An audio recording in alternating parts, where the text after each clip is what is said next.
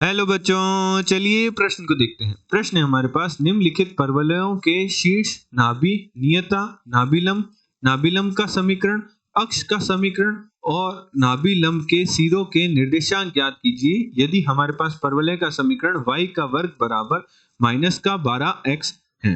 चलिए सर्वप्रथम हम प्रश्न के लिए मुख्य अवधारणा लिखते हैं।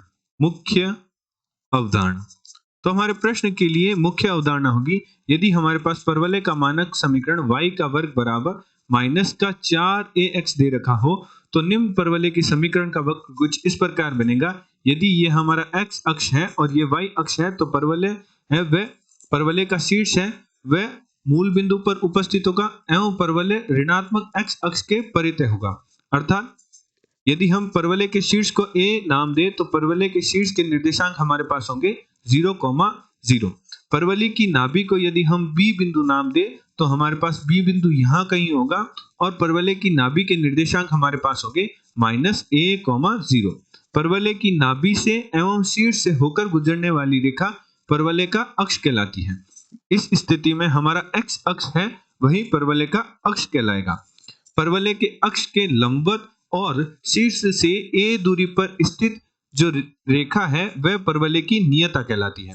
तो यह हमारे परवलय की नियता कहलाएगी।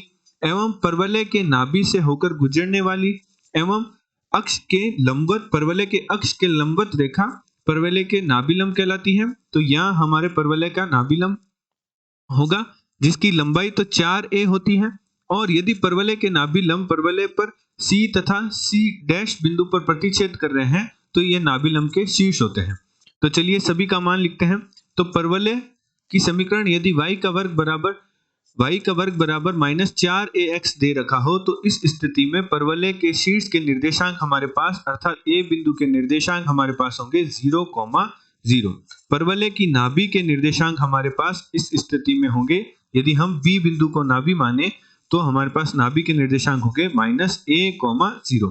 परवलय का अक्ष का समीकरण हमारे पास इस स्थिति में x अक्ष है वही परवलय का अक्ष है तो हमारे पास x अक्ष का समीकरण होता है y बराबर 0। परवलय की नियता का समीकरण हमारे पास होगा, जब परवलय का समीकरण y का वर्ग बराबर माइनस का 4ax दे रखा हो तो परवलय की नियता का समीकरण हमारे पास होगा x बराबर a। परवलय की नाभिलंब का समीकरण हमारे पास होगा, नाभिलंब का समीकरण हमारे पास होगा x बराबर -a। परवलय के नाभिलंब की लंबाई हमारे पास होगी, नाभिलंब की लंबाई परवलय के नाभिलंब की लंबाई हमारे पास होगी 4a एवं परवलय के नाभिलंब के सिरों के निर्देशांक अर्थात C डैश और C डबल डैश के निर्देशांक हमारे पास होंगे जो कि होंगे -a, ±2a। अतः प्रश्नानुसार प्रश्न में हमारे पास परवलय का समीकरण दे रखा है y का वर्ग बराबर -12x। निम्न परवलय की समीकरण की तुलना हम मुख्य अवधारणा में लिखी परवलय की समीकरण से करते हैं तो हमारे पास 12 बराबर आ जाएगा 4a के, जहां से हमारे पास a का मान आएगा 3। तो चलिए सर्वप्रथम हम y का वर्ग बराबर -12x के लिए परवलय का वक्र बनाते हैं। तो परवलय का जो शीर्ष है वो मूल बिंदु पर उपस्थित होगा, तो यहाँ कई परवलय का शीर्ष होगा जिसके निर्देशांक हमारे पास होंगे मुख्य अवधारणा अनुसार 0,0। तो परवलय के शीर्ष के निर्देशांक हमारे पास अर्थात a बिंदु के निर्देशांक जिसे हमने मुख्य अवधारणा में शीर्ष नाम दिया, तो परवलय का समीकरण y का वर्ग बराबर -12x होगा तो परवलय के शीर्ष के निर्देशांक होंगे 0,0। परवलय की नाभि को हमने यदि b बिंदु नाम दिया है तो मुख्य अवधारणा में देखा था हमने कि परवलय का समीकरण y का वर्ग बराबर -4ax दे रखा हो तो नाभि के निर्देशांक होते हैं -a,0। हमने a का मान लिखा लिया तो हमारे पास b बिंदु के निर्देशांक आएंगे -3,0। तो यहाँ कहीं हमारे पास b बिंदु होगा जिसके निर्देशांक हमारे पास होंगे -3,0। ये x अक्ष है और ये हमारा y अक्ष है। अब हम देखते हैं परवलय के अक्ष का समीकरण। तो परवलय के अक्ष का समीकरण तो x अक्ष का समीकरण ही हो जाएगा। x अक्ष है वही परवलय का अक्ष है तो x अक्ष का समीकरण हमारे पास होगा y बराबर 0। यह हमारे परवलय का समीकरण होगा। अब हम नियता का समीकरण लिखते हैं। यह हमारे परवलय की नियता होगी। तो नियता का हमारे पास समीकरण होगा, नियता का समीकरण हमने मुख्य अवधारणा में देखा था कि यदि परवलय का समीकरण y का वर्ग बराबर -4ax होता है तो उस स्थिति में परवलय की नियता का समीकरण होता है x बराबर a। तो a का मान हमने निकाल लिया तो हमारे पास नियता का समीकरण आएगा x बराबर 3। चलिए चित्र पर प्रदर्शित कर देते हैं। ये x बराबर 3 हमारे पास नियता का समीकरण है। अब हम परवलय के नाभिलंब का समीकरण निकालते हैं। तो परवलय का नाभिलंब क्या होगा? नाभि से होकर गुजरने वाला और परवलय के x के लंबवत, ये हमारे पास नाभिलंब का समीकरण होगा।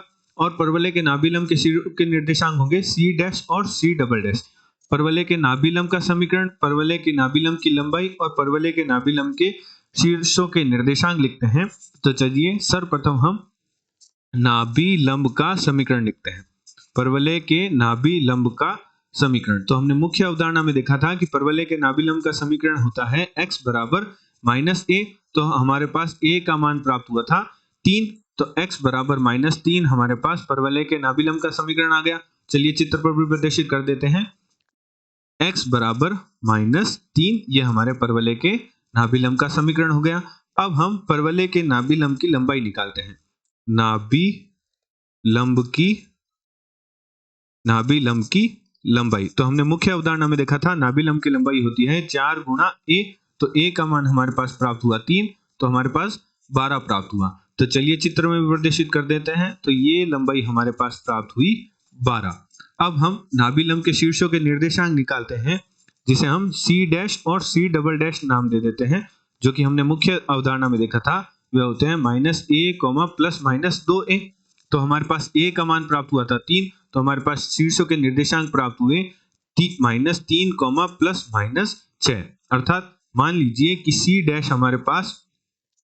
हमारे पास प्राप्त होगा -3, प्लस का 6 और c डबल डैश हमारे पास प्राप्त होगा -3, -6। चलिए चित्र पर भी प्रदर्शित कर देते हैं। तो हमारे पास c के निर्देशांक प्राप्त हुए, वे प्राप्त हुए -3, 6 और c डबल डैश के निर्देशांक प्राप्त हुए -3, -6। तो हमने मुख्य अवधारणा की सहायता से शीर्ष, नाभि, नियता, अक्ष का समीकरण, नाभिलंब का समीकरण, नाभिलंब की लंबाई तथा नाभिलंब के शीर्षों के निर्देशांक प्राप्त कर लिए। आशा करते हैं आपको प्रश्न का समझ आया होगा। धन्यवाद।